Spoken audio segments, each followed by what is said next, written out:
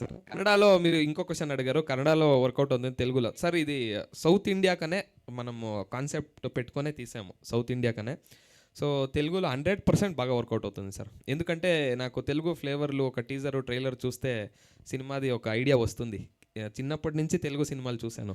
మీ ఏ ఏ hero name చేస్తే నాకు cinema పేర్లు కొంచెం ఎగ్జాక్ట్‌గా ఇది పెట్టుకోను కాబట్టి లైక్ అది తప్ప అన్ని సినిమా హీరోలు నేను తెలుగు సినిమాలు చూస్తాను. ఎందుకంటే తెలుగు సినిమాలో జనరలీ నాకు ఫీల్ అయింది ఇండియన్ సినిమాలో లైక్ బాలీవుడ్ కంపేర్ చేస్తే మన సౌత్ ఇండియా సినిమాలో ఈ గూస్ బంప్ మూమెంట్స్ అన్నీ ఉంటుంది కదా, అది మన దగ్గర ఎక్కువ. హాలీవుడ్లో కూడా అది లేదు. ఇక్కడ బాలయ్యది కావచ్చు, ప్రభాస్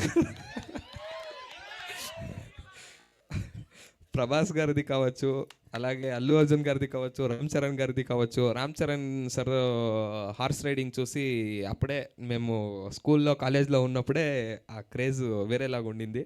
సో అలా అన్ని హీరోలు చూసుకొని వచ్చాము. అల్లు అర్జున్ సార్ కావచ్చు, స్టైలిష్ స్టార్ అని పేరు ఉంది కదా, అప్పటి నుంచి చూస్తున్నాం మేము. అక్కడ అక్కడ కర్ణాటకలో కూడా హెవీ క్రేజ్ ఉంది సార్. సో ఇప్పుడు మంచిదైంది, నో బ్యారియర్స్, లాంగ్వేజ్ బ్యారియర్స్ లేదు. ఒక లాంగ్వేజ్లో తీస్తే అన్ని లాంగ్వేజ్లో ఇండియన్ సినిమా అంతే. So very good.